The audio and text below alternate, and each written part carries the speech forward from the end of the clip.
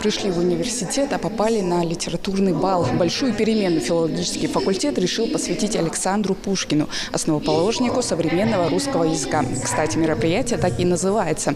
Здесь они увлеченно путешествуют по страницам его произведений, вспоминают любимые сказочные сюжеты и строки из знаменитых стихотворений поэта. В душе настало пробуждение, и вот опять явилась ты, как мимолетное видение, как гений чистой красоты.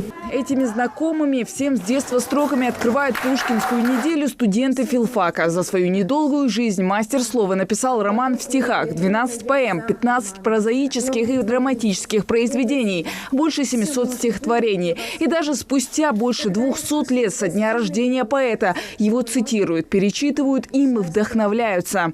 И в мыслях молвила: вот он, не правда ли? Я тебя слыхала. Ты говорил со мной тиши, когда я бедным помогала, или молитвой услаждала тоску волнуемой души. И в это самое мгновение не ты ли, милое видение, в прозрачной темноте мелькнул?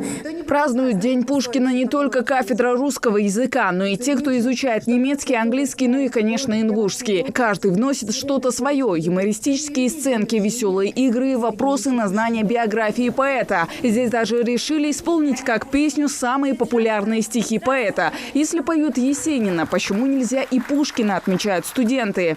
И снились милые черты. Я помню чудное мгновенье. Передо мной явилась ты, как мимолетное видение, как гений чистой красоты. Его имя известно всему миру не только как поэта и писателя. В России 6 июня отмечается Пушкинский день. Но в 2011 году празднику добавили второе название – День русского языка. Ведь поэт внес немалый вклад в его развитие. Даже сегодня, спустя столько времени, читая произведения Пушкина, мы из контекста понимаем те слова, которые сегодня не используются. Самый простой пример – это поэма Пушкина «Руслан и Людмила». Все мы помним прекрасные строки со школьной скамьи.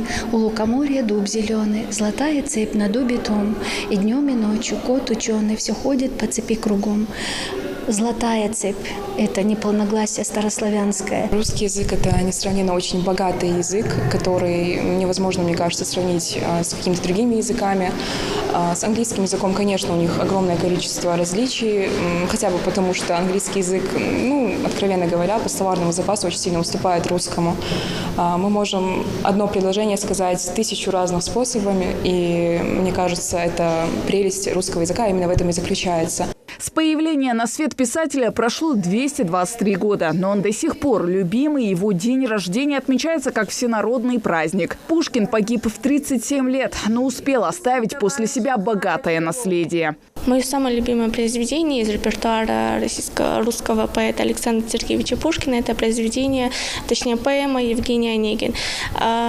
Почему оно мне нравится? Нравится оно мне из-за его художественных особенностей как литературное произведение. То есть там слог поэта, постановка различных ударений. Пушкин хоть и является одним из моих самых любимых поэтов, однако именно в плане поэзии и лирики я больше склоняюсь к стихотворениям Есенина, но у Пушкина мне безумно нравится его произведение «Капитанская дочка», которое в свое время произвело на меня огромное впечатление.